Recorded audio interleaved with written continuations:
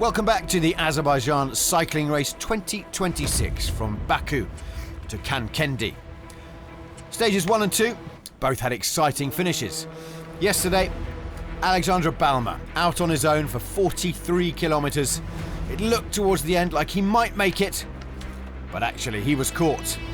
Yevgeny Fedorov from XDS Astana rode the last few kilometres with him, but it looked like Balma had it until the final corner. Balma went too wide, Fedorov took the inside line and stormed to victory. Fedorov took the overall and the green points jersey classifications lead. What would stage 3 have in store? Would we see anything change overall in the GC? The answer, emphatically, is no. A flat sprint stage between Gabala and Mingachevir as the riders signed on this morning in the foothills of the Caucasus Mountains. Well, topographically, it was a very different day on stage 3 than it had been the previous day. 162.9 kilometres, starting in the foothills of the Caucasus Mountains, 2 intermediate sprints and 1 categorised climb, a category 2 in Sheki. A 4-man breakaway formed. Not immediately, but they stayed outside for a long time. Unfortunately for them, the teams behind were really trying to control, not least Obidos cycling team, who had 2, then 4 men at the front pushing the pace of the peloton. But in fact, it was XDS Astana who kept control of the entire day. All 6 of their riders up at the front of the main bunch for the whole day. Aaron Gate, Fedorov, the race leader, Henok Mulubran, the race favourite, Gleb Stritzer, who came second on stage 1, along with Dumekhanatov and Zumakan.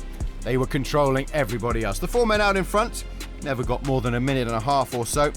Muradan Kamuratov, Brian Sanchez from Team Medi and EPM, Tegbesher Batshaikan from Rujai Insurance Windspace, and Nicholas Sester from Victoria Sports Pro Cycling did their very best. And to be fair, it was Batshaikan who was really making the moves and hiring the pace. That's the number 84 on the front of your screen there. But behind, nobody panicked. Very impressive performance again from Leaning Star team, who had that opening day victory with their rider who took the overall lead on that day, of course, as well, Alexei Shnirko. In the end, it looked like it was only Batshaikan who was really pushing on to try and stay in front, but it was inevitable that they would get caught, and get caught they did. We were expecting a bunch sprint finish here in Mingachevir, the undisputed energy capital of Azerbaijan. A very new city, only built after the Second World War. With 3.1 kilometres left, it was clear what was about to happen. And as the 4 men were gobbled up, the sprint trains and the teams started to get together and plan their final assault. Just under the Flamme Rouge, a 90-degree turn to the left saw Leaning Star once again impressively pulling for Alexei Shnirko. Could they get a second victory in 3 days? Also looking for that same result though, XDS Astana. Gleb Stritzer had finished second on stage 1 and he was going for victory today. He wasn't alone by any means. Aaron Gate, on the road captain for Astana, an absolutely monumental pull at the front, and with Stritzer in just behind, Fedorov as well had pulled, and it looked all the way like Stritzer would get it. Christian Pitter though from Rujai Insurance coming up on the inside. Timothy Dupont from Tartaletta. Could he make it? No, he couldn't. It was indeed Astana's second victory in 2 days. Gleb Stritzer taking it. My ambition for the next day is just finish the race. Just enjoy the ride.